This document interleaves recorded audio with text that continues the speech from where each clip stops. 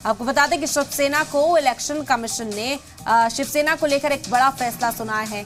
बाला साहब ठाकरे की ये शिवसेना अब उनके बेटे उद्धव ठाकरे की नहीं रही, बल्कि वजीर आला एकनाथ शिंदे की हो गई है।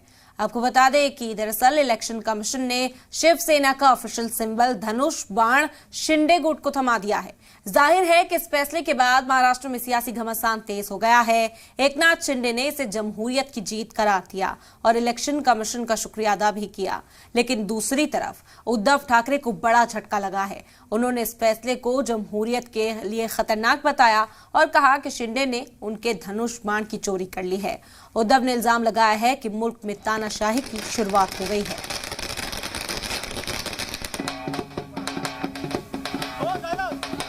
तस्वीरें आप देख सकते हैं, एकनाथ शिंदे गुट को ही ये शिवसेना का नाम और धनुष बाण का जो इंतखाबी निशान था वो मिल गया है, जिसके बाद से खुशियां मनाई गई। सीएम एकनाथ शिंदे के पाले में गया है ये धनुष बाण का इंतखाबी सिंबल और साथ ही साथ पार्टी का नाम भी।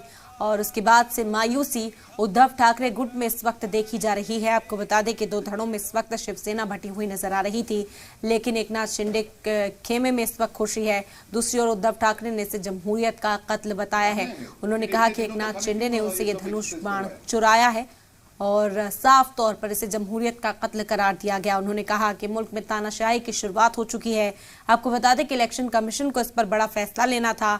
एकनाथ शिंदे को सौंप दी गई शिवसेना, जिसके बाद से खुशी एकनाथ शिंदे के खेमे में मनाई गई आतिशबाजी की तस्वीरें आप देख सकते हैं।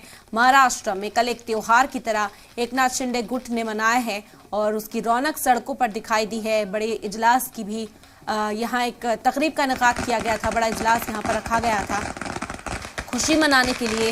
वहीं उद्धव ठाकरे लगातार निशाना साधते हुए नजर आए। उन्होंने कहा कि जमहूरियत का कत्ल करने की जो कवायद है मुल्क में वो शुरू हो चुकी है। साफ तौर पर इसे जमहूरियत का कत्ल करार देते हुए उन्होंने कहा कि मुल्क में अब तानाशाही की शुरुआत हो गई है।